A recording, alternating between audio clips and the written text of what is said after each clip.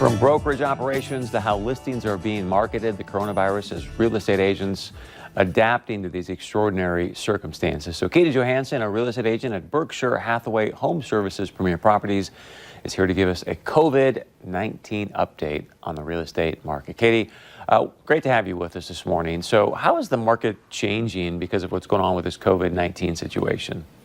You know, so far we haven't seen much of a slowdown. Although the numbers will kind of continue to tell us the story as this progresses, people are still interested in buying and selling real estate. And so now we're focused on making that happen while keeping everybody safe and keeping everyone's health in mind. I do have some numbers here with me that I pulled from January 1st to March 24th of last year versus this year.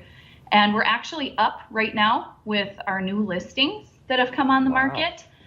Versus last year. We're also up with our under contract listings. So that means more homes so far have gone under contract in 2020 than in 2019.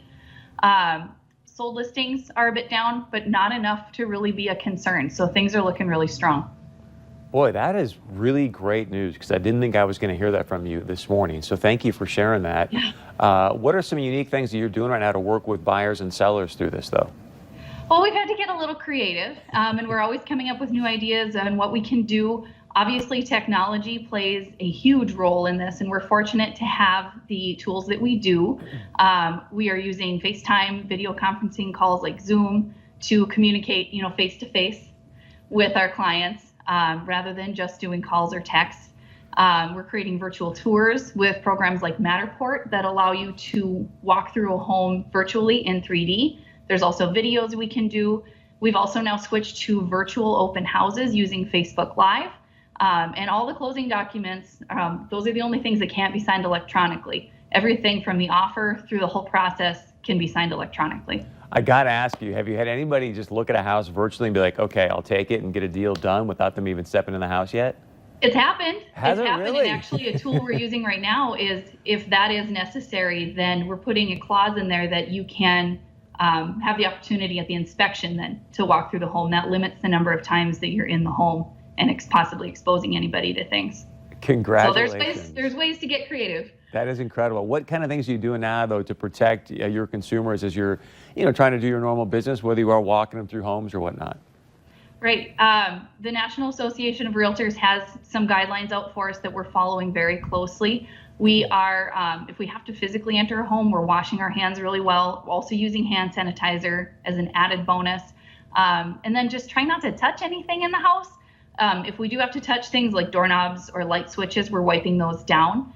And it's not just real estate agents. The whole, housing industry has kind of come together and made changes to keep everybody safe. Mortgage lenders can take in, from start to finish electronically.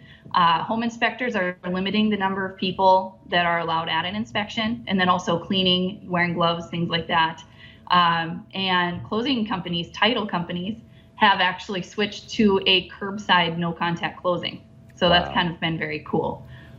We also want to protect people, though, not only just with their safety, we want to protect you with the safety of the transaction. And so North Dakota and Minnesota Association of Realtors have both come out with addendums we can add to contracts that you can either postpone it if, an event happens that interferes with the closing if one of the parties is affected by COVID-19. It gives us solutions to work with that. Great stuff. Katie, quickly, how do people get a hold of you? My number is 701-870-6385. You can also reach out to me through email, katie@bhhspreproperties.com. Katie Johansson, great stuff. And thank you very much for joining us today.